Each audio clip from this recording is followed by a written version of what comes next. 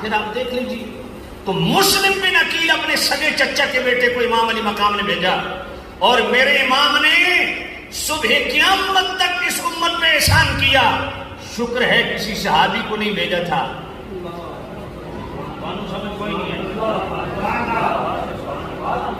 وگرنہ آج کالا بک بک کرتا کہ صحابہ نے بے وفائی کی ہے، صحابہ نے رپورٹ غلط دی ہے، امام علی مقام کے قتل کے منصوبے میں صحابہ شامل تھے۔